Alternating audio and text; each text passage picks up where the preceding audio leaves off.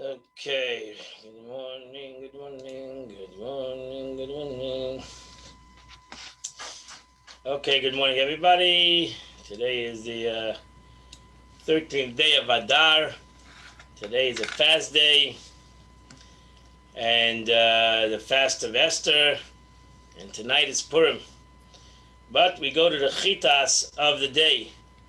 The Chitas of the day is we're holding in the fifth reading of the Parshas Va'ata Tetzava, and we are holding right now in the chapter 29, verse number 19. We're holding how God tells Moses to tell Aaron how to establish himself as the Kohen Gadol and the priests, his children, and the sacrificial offerings they need to bring for that day. Verse 19. You're going to take the second ram. And Aaron and his son will lean their hands upon the ram's head. Verse 19. In general, that's the way smicha, you'll find again in the book of Leviticus, you'll see this expression being said many times, that you take you have to do smicha. Smicha means that whenever anybody brought a sacrifice over here, this was the sacrifice of Aaron, they needed to put their hands on the animal. So to say, to emphasize that the animal is being brought because of them. Verse 20, then you're going to slaughter the ram, and you're going to take from its blood, you're going to put it on the right ear, the lobe of the cartilage of Aaron's right ear lobe. And also the right ear, and the right Aaron's right ear, and his son's right ear. Bayin yadam hayamanis on the right hand, the thumb of the right hand. Bayin ragal hayamanis, and on the toe, the big toe of the right foot. V'zarakta es adam al mizbeach savim, and you pour the blood upon the altar, around the altar. So Rashi says the word tanuch is the huach chaisam amtsoi. This is the cartilage in the middle wall within the ear, which is known as the tenderon. So it's right in the middle of the ear. Bayim yadam agudol pedikem soy. This is the thumb, and the blood was applied to the middle joint. Verse 21.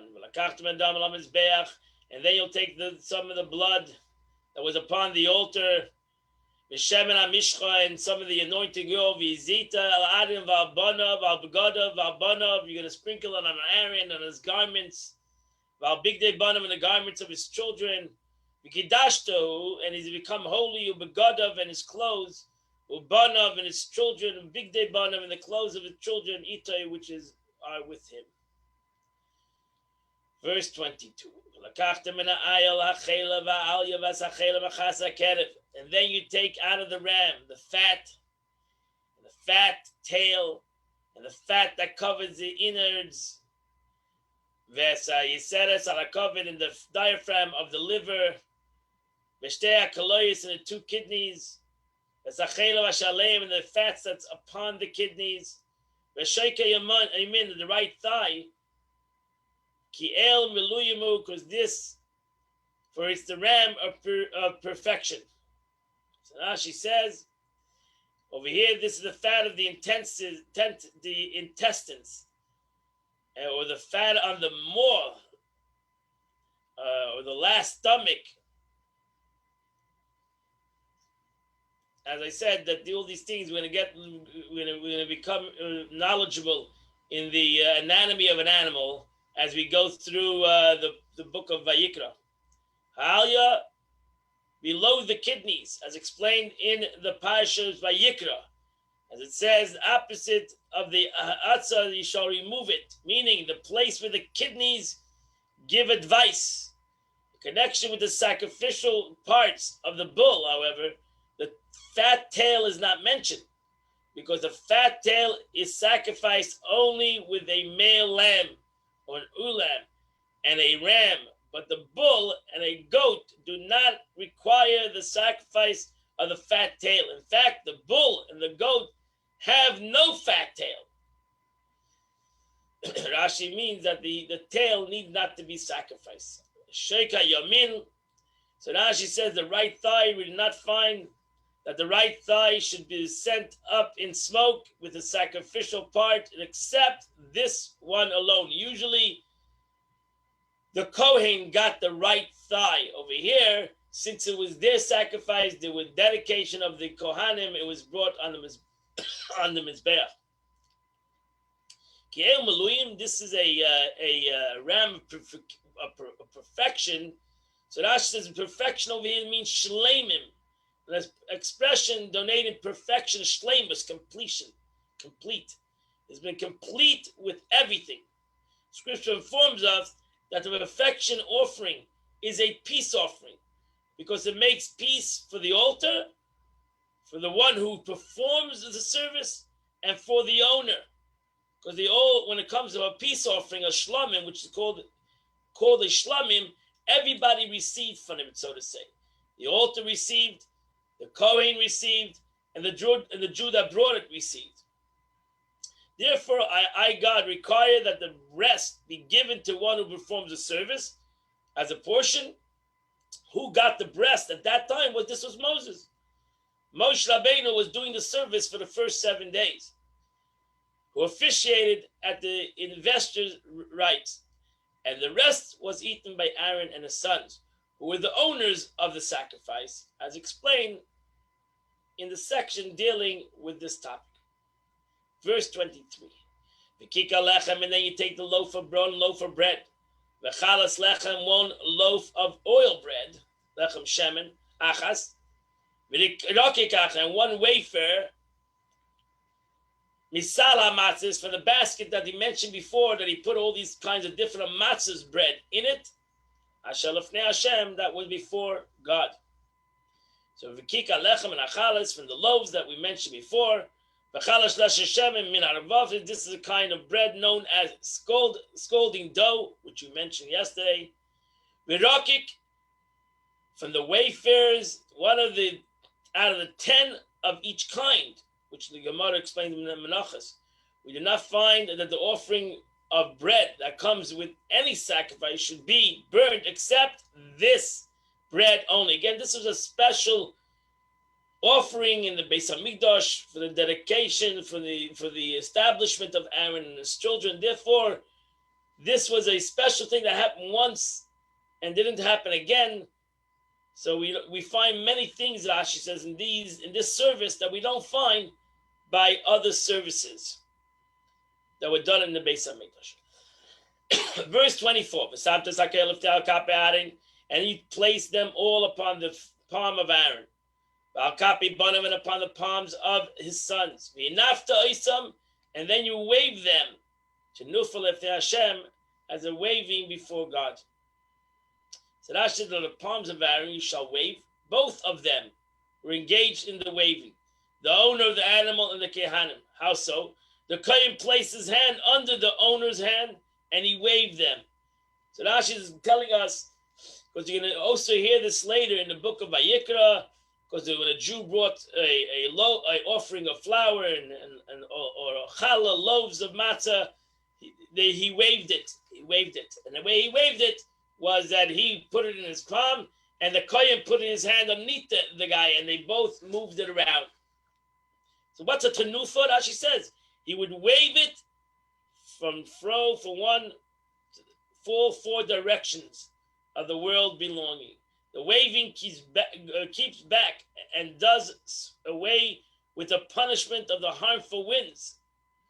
The lifting up consists of raising and lowering to the one to whom the heavens and the earth belong, and it keeps back harmful dew. Verse 25.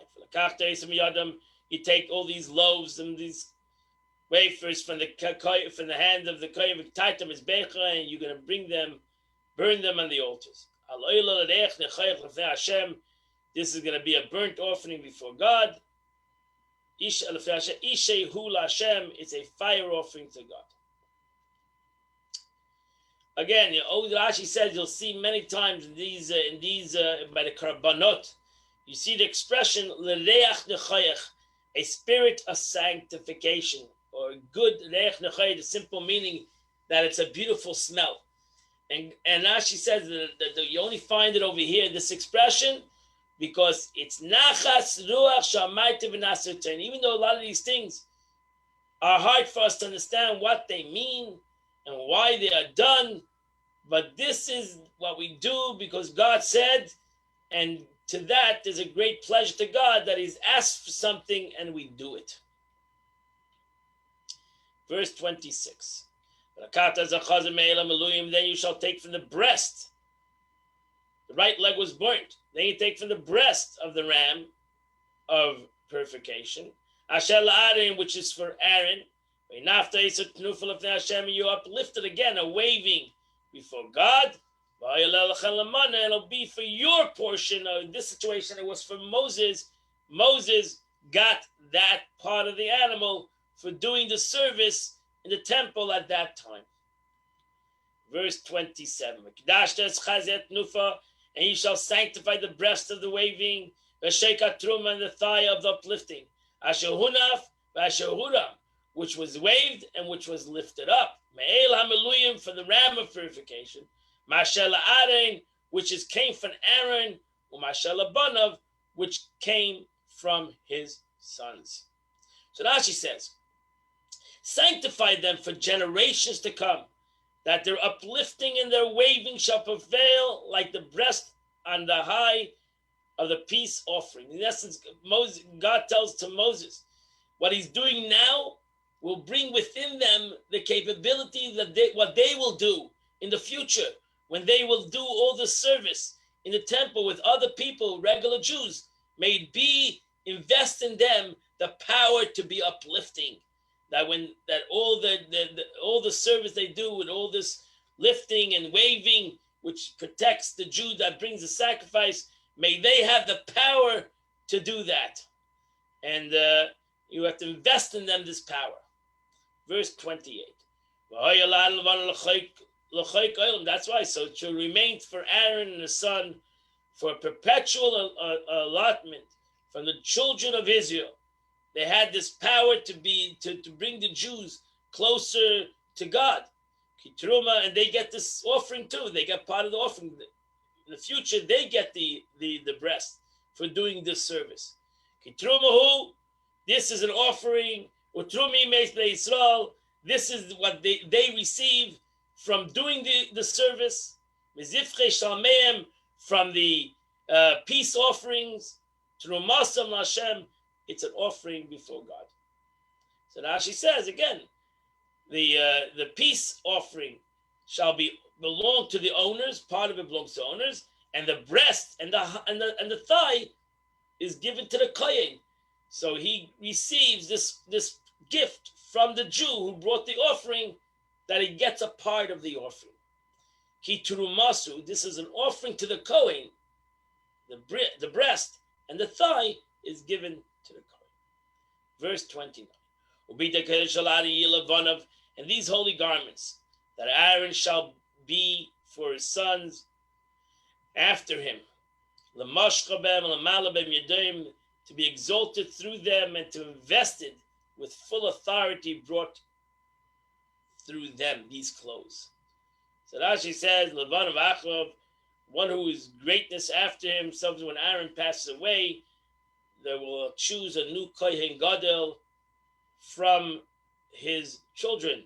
And so it went on from Kohen Gadol to Kohen Gadol, from high priest to high priest, which usually mean anointed here signifies exalted through them. There's this different Mashiach, that expression of authority that I've given to you, the greatest. In essence, he tells them, God tells Moshe Rabbeinu, whatever we did here today, if a Kohen Gadol comes in the future, he'll have to do the same service, to be invested again into the service of being a Kohen Gadol. To wear, and actually says, to wear these clothes, through the garments, he was invested with the Kohuna Gadol. Shivas Yom Yilbashim HaKohen HaTachta Mibana.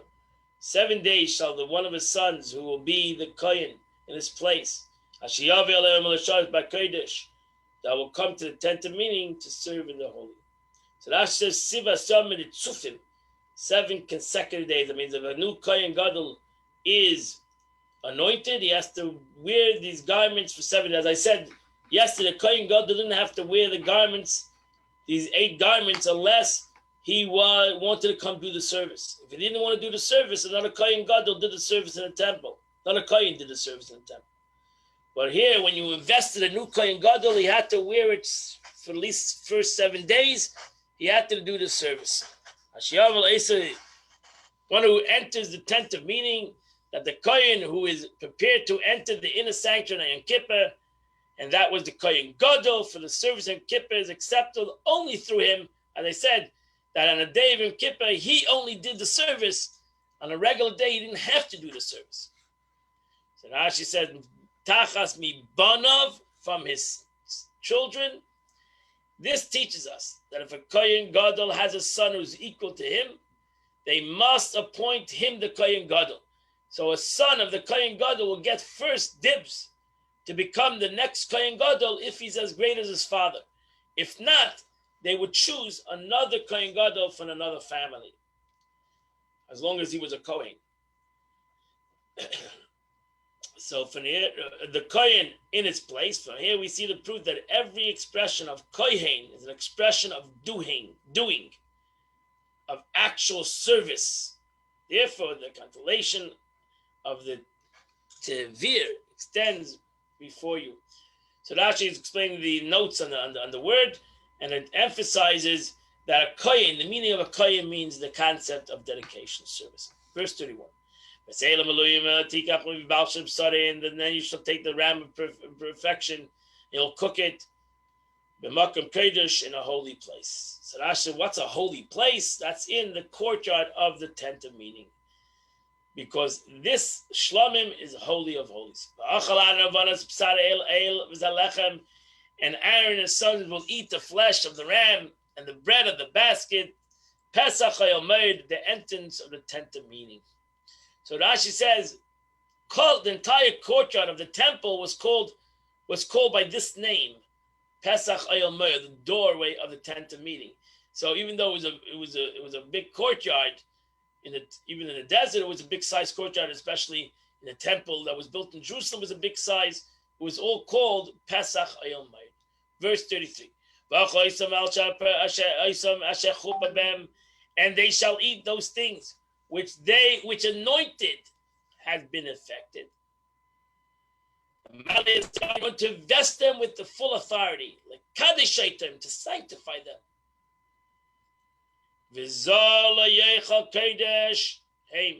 And a regular Jew, stranger, is not allowed to eat any holy foods, because they are sacred things. So now she says, over here, Aaron was the owner of in the 7 days of dedication. Aaron and his sons were the ones who brought it. She was atoned, been affected, which is all the alienation, repugnant, have been atoned for them. Aaron and his sons were forgiven for all their sins. The malas yadam be'ela malun lechem alalu, with his ram and his bread. The kadesh shaisam, through these investors, they are fully initiated into the sanctified for the kedusha. So now she says next words, because they are sacred things, they are the most holy sacrifices.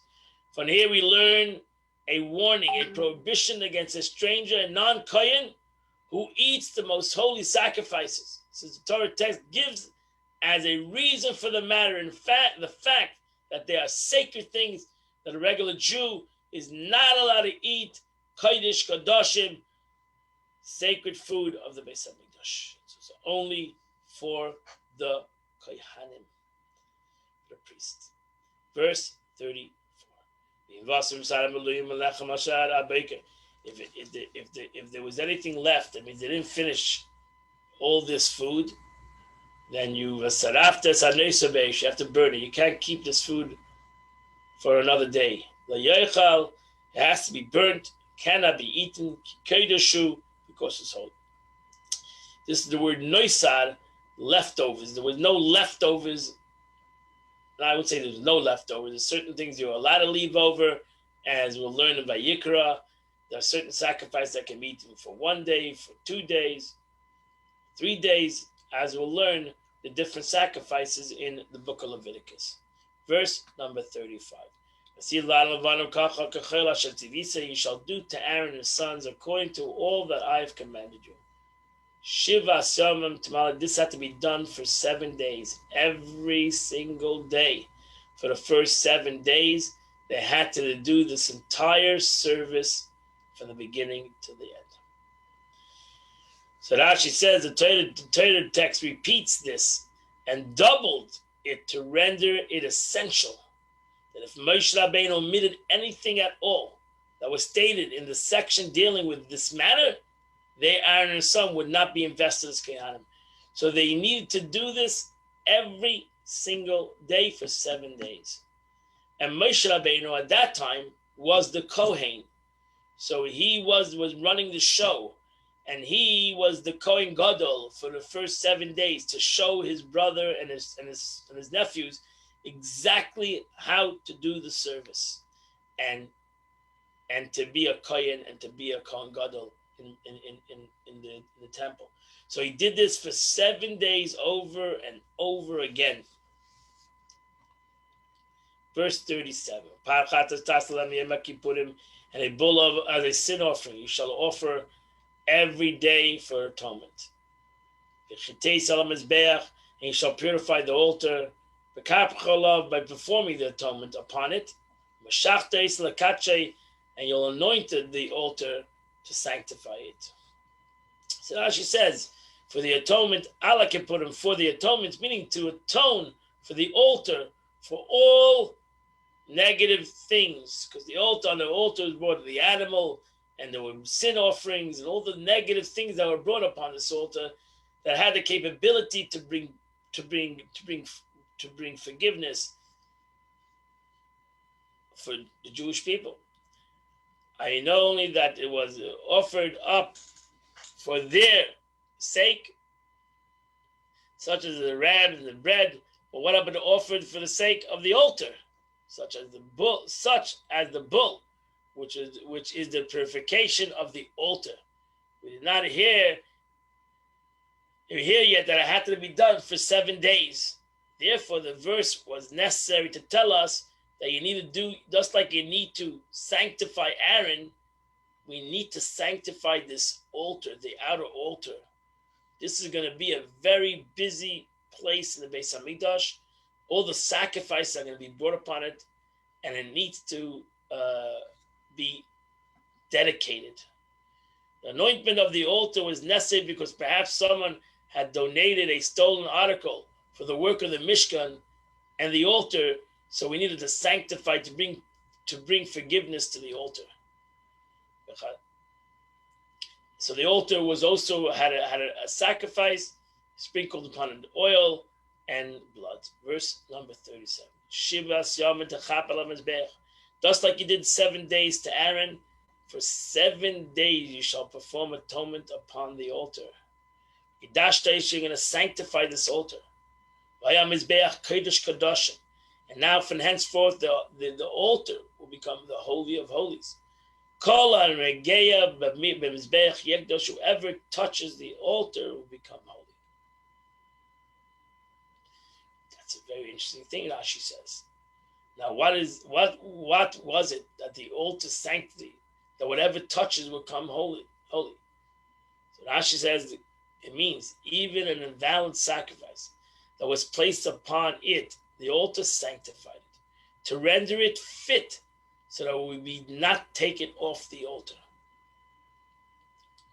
Since it was said, whoever touches the altar will be holy, I understand that it means whatever is fit or whatever is unfit, such as something whose disqualification did not come into the sanctuary, such as a male animal or a female animal, that was intimate with a human being, let's say, had a relationship with a human being, or an animal set aside for sacrifice of idols, or an animal that was worshipped as a god, or an animal that suffered mortal wounds or terminal illness, or any other disqualification like them, you might think that can be brought as an offering. Therefore, the Torah states, and this is what you shall offer upon the altar. Immediately following it, the verse says, just as a burnt offering is fit, so too anything that was already fit and became disqualified after entering the court, such as a sacrifice that was stayed overnight, or a sacrifice that was taken out of the courtyard, or a sacrifice that was ritually unclean, a sacrifice that was slaughtered with intention of offering and eating its flesh outside the allotted time or outside the proper place. Any other disqualifications like them can be brought on the altar. But something that was disqualified even before it came to the temple cannot be brought on the altar. So that's the difference. Something that was disqualified in the temple, and we're going to learn that again in Leviticus, all the things that disqualifies an animal, even after it's been shechted, slaughtered, we find out different issues, that the animal was unfit, or the person that brought the animal had, or the kohen that did the service had unfit thoughts, thought different things. Once it's brought on the altar, it stays on the altar. But something that was unfit to begin with, like an animal that was worshipped, you cannot, the altar would not make it holy. And that ends the Chumash of the day. We are now going to go to the Tanya of the day. We are holding in chapter 33 of Tanya.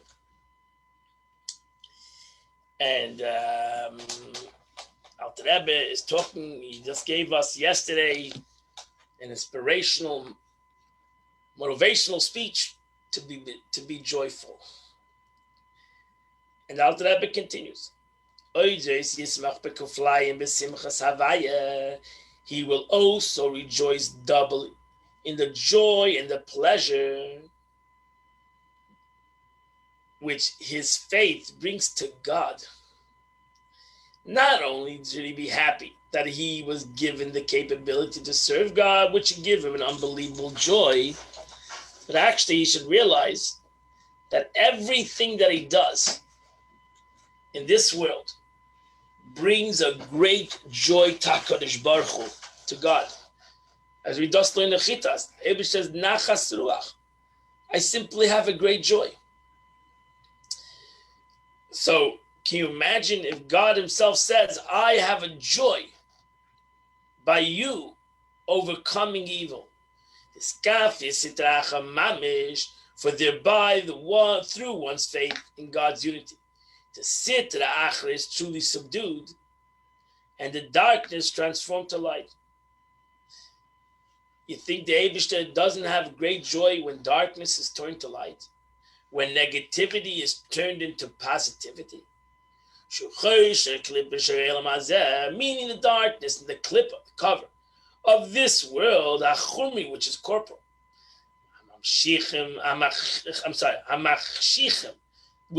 Which darkens or machasim and covers on the light of God. So here God created the world and he covered it. And we uncover this covering. We break through this covering and we bring out the hidden light of God within the world. The Eibishter has a great joy. Ad Ace Kates until the end of days. What's going to be at Ace Kates at the end of days? As the verse says, an end of darkness. Kates Ayamim, the biblical phrase of the end of days. It's written Kates Hayamim. The end of, meaning the days, Yamin in Hebrew means light.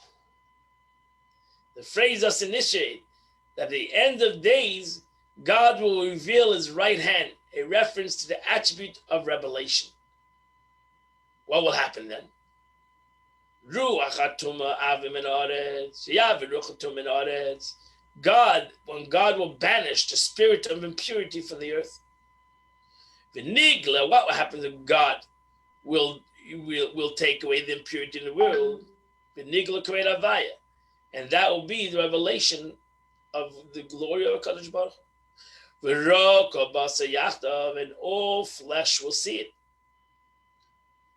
As I will explain later.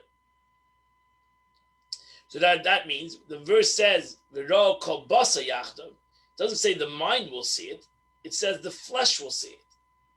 That is to say, not only the mind, but even the very flesh of man will perceive godness. As we're going to explain.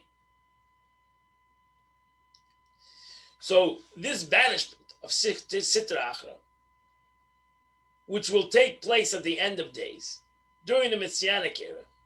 Until then, however, while darkness of Klippa still reigns over the earth, one affords God gratification by crushing Sitra Achra and by transforming its darkness into light.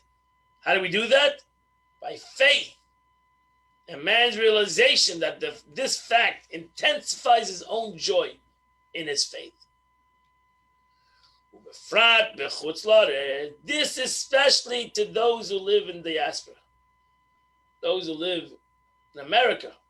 Because we know the atmosphere of the nations of the world, Tameh is very unclean. Alter Rebbe then lived in Russia. It's a world filled with klippa coverings, and the other side. You're living in America. You're living in Russia. You're living in a place of total impurity. And here, why would God put you in this place? God put us here so that we'll be able to reveal the light in this world. In this world. Because there's a God's light in this world as it's in every world. Abishah says, I fill the entire world. The difference is in America and out of Israel, it's much more covered up. Therefore, if a Jew here in America reveals this God, this godliness, even brings a greater joy to God. And there's no greater joy for God than the light and the joy caused by transforming darkness into light. When the light has the superior quality required by coming out of the very darkness. Thus, an explanation of the dark box, thus, when a Jew in diaspora is pervaded with the awareness of God's unity, his joy is even more greater. It follows, too, that the more lowly one's spiritual position, the greater the divine joy when he acquires an awareness of God's unity. So here, that's why it's an expression of the Rabbeim, expression of Machdo Eretz Yisrael, make here the land of Israel. That is the Avodah. You're living here at this present time. Make here a holy place. Israel is a holy place by itself. This is an unholy place. Make over here it holy. You're going to bring great joy.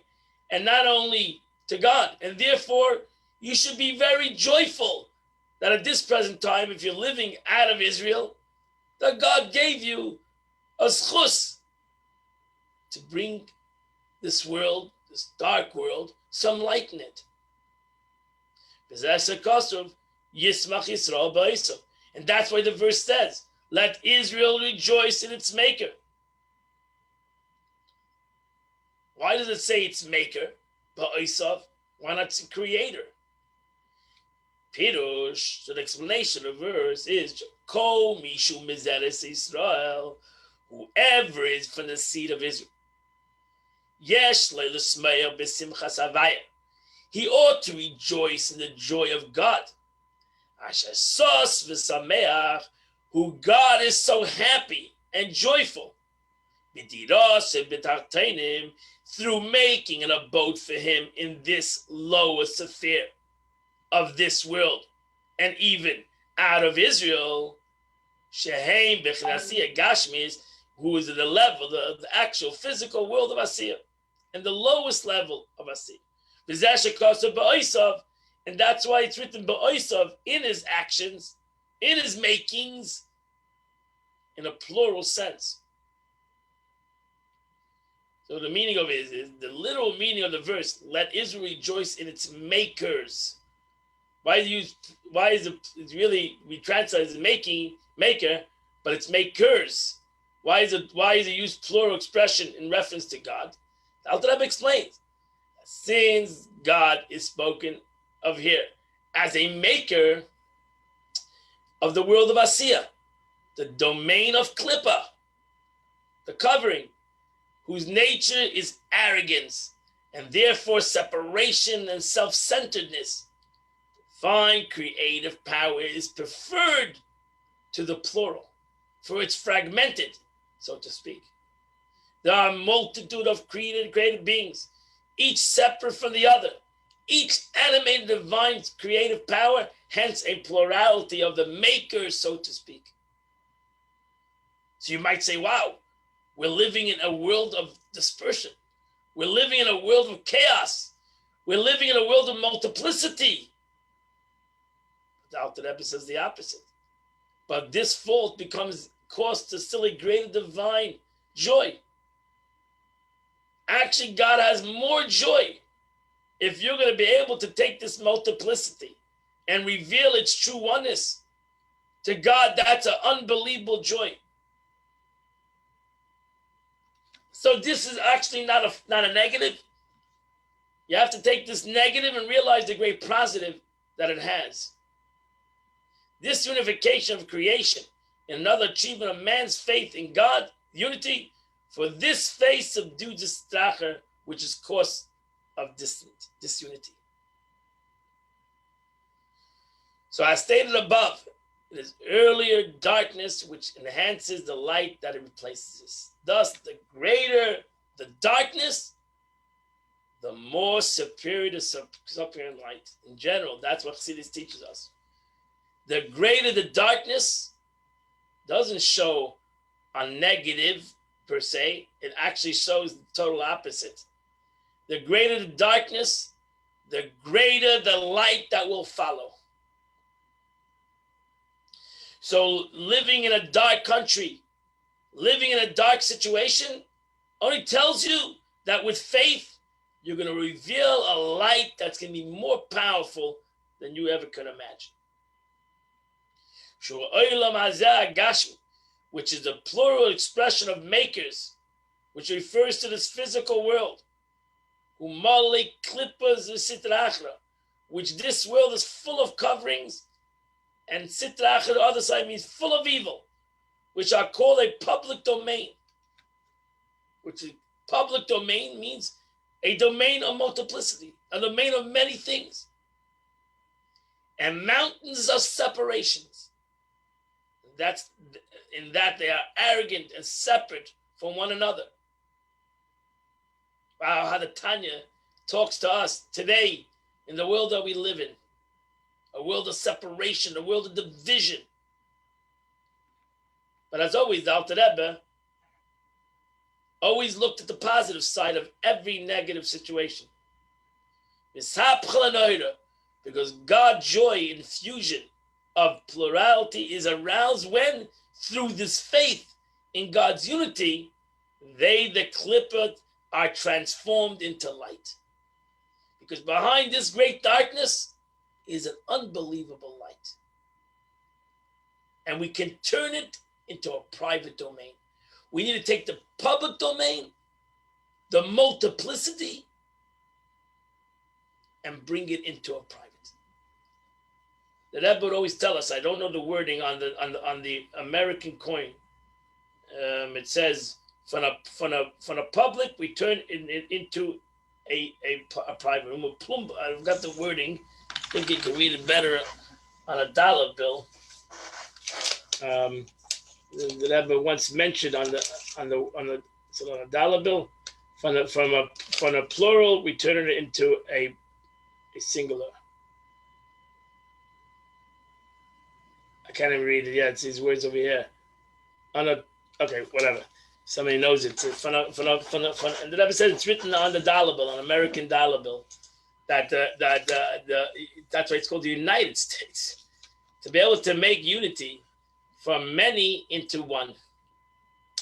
And this is the avodah of a yid. That's the avodah of a yid. And we should realize the great schus that we have, and therefore the great joy that we should have in taking from a public domain, taking a situation where it's very dark and very arrogant and very harsh and very strong against anything that is right and anything that is holy, and to be able to bring holiness within it.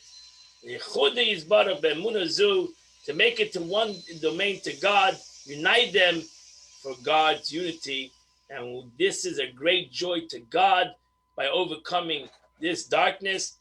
And this is a great joy for every. Oh, yeah, thank you. E pluris unum. E pluris unum. That's the concept of taking the plural and turning it into a single. The Rebbe spoke about this many times. That finishes the Tanya of the day, my friends.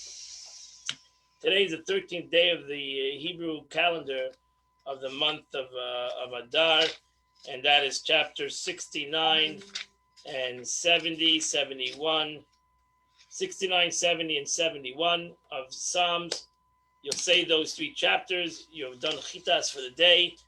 I wish you a very easy, meaningful fast. Today is the fast of Esther, and happy Purim. Tonight we are going to read the Megillah here at Chabad, inside the Chabad house, outside the Chabad house, multiple readings. So we want to give everybody a chance to hear the Megillah. It's all going to start. If you want to come pray, we start at 6 o'clock.